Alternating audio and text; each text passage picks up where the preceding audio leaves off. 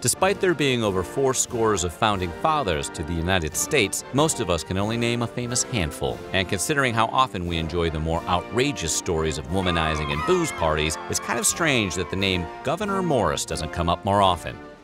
Nicknamed the penman of the Constitution, not only did Morris substantially contribute to the founding of America, but did so while living a life of public sex, seedy affairs, and vengeful dismemberment. Interested yet? Let's take a closer look at the most underrated wild man of the American Revolution.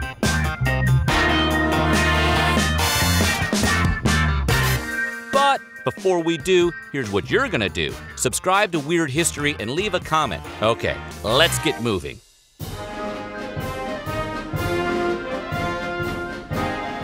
Having grown up in the Bronx, Morris first worked for the New York Revolutionary government before becoming one of the youngest members to serve in the Continental Congress. While there, he spearheaded multiple committees and became close with George Washington, a man he would go on to support for many years to come. Morris wasn't nicknamed the penman of the Constitution for nothing. The title was quite literal on account of him writing the United States preamble, coining key phrases like, "We the people of the United States." During the Constitutional Convention at Independence Hall, Morris held the distinction for addressing the crowd more than any of the other delegates with a whopping 173 speeches.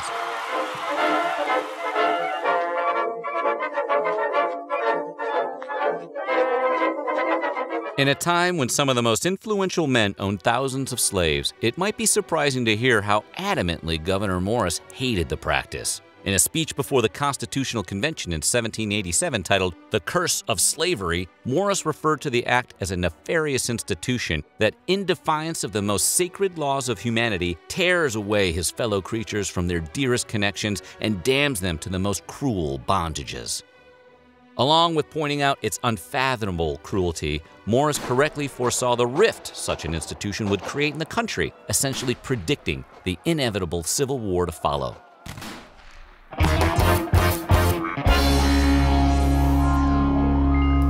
Cue the swanky music, because this founding father wasn't exactly a stranger to getting it on in public. And while some of you more adventurous types could possibly relate, we're willing to bet your tales of overt romance don't involve getting busy at the Louvre. Before it was the famous art museum, the House of Mona Lisa was the house for the French king.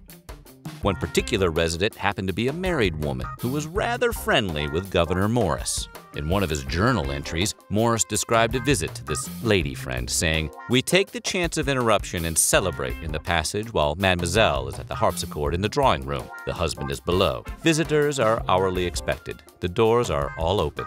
While that might sound perfectly innocent, it takes a much different meaning if you note that Mr. Morris often used the word celebrate as a code word for sex. In other words, Morris celebrated with this woman in an open Louvre hallway to the sound of a harpsichord while her husband was mere feet away. And that's not the only record of this heroic and patriotic philanderer having a celebration with a married woman.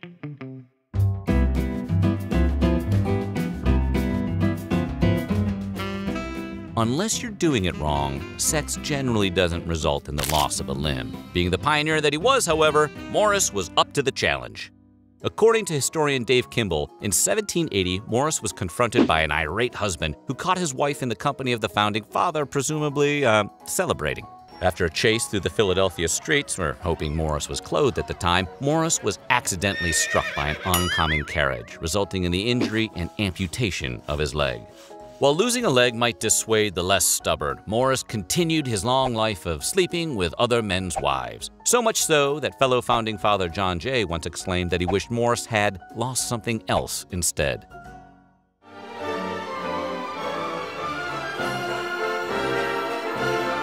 But in 1809, this Evel Knievel of womanizing finally decided to settle down, and at the age of 57, he announced his marriage to Anne Gary Randolph, who was his 34-year-old housekeeper at the time. Along with being 22 years younger, Anne had caught fame for a previous affair she had with a brother-in-law. The affair resulted in a baby that mysteriously died soon after. Accused of the child's murder, Anne and the suspected father were detained and eventually brought to trial. But after a particularly heated hearing, their case was ultimately dismissed due to lack of evidence. Apparently, none of this bothered Governor, and by all accounts, spent the rest of his life happily married to the suspected infanticidal bride. True love?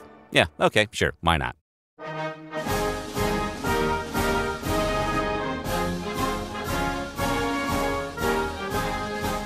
Being a diplomat to France seems like a pretty comfortable gig, provided it's not during that one period in time containing the most iconic act of civil unrest.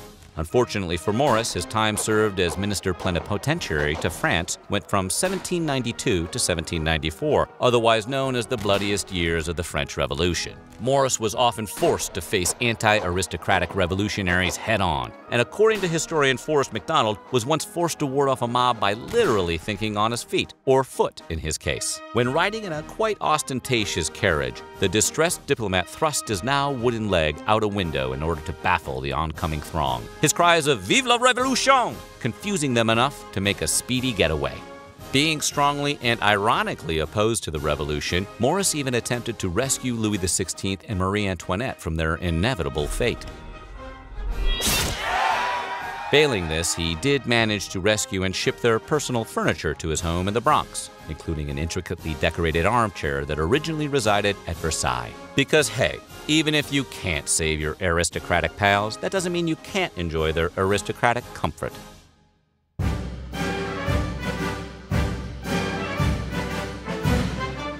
In case you haven't realized it yet, Mr. Morris's first name was literally Governor. The denomination is the result of his mother's very unique maiden name. And Governor wasn't the only Morris to get chiseled into revolutionary history, as his half-brother Lewis Morris also signed the Declaration of Independence. And if two Morrises seems plenty, the Declaration was also signed by personal but non-related friend Robert Morris. Together, the Morris friends would help establish America's financial security, with Robert serving as the Superintendent of Finance during the Revolutionary War. Sadly, the fate of these two Morrises parted ways later in life, when Robert lost his money and land and died in a state of poverty.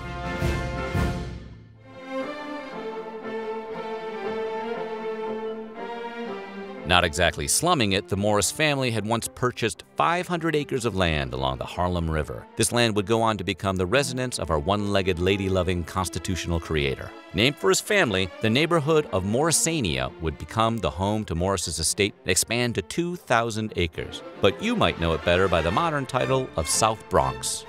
This wasn't even close to the only influence the name Morris had on the city of New York, as Governor went on to play a big part in the layout of modern Manhattan. Just for starters, Morris was one of the earliest advocates for the Erie Canal, his efforts establishing the creation of the Western and Northern Inland Lock Navigation Companies in 1792.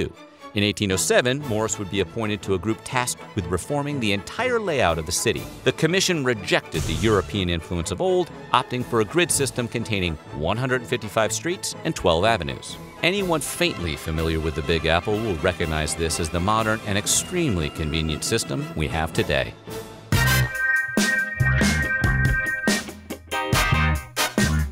You could say that Gouverneur Morris died the way he lived, getting in trouble on account of what's between his legs, or in his case, his leg.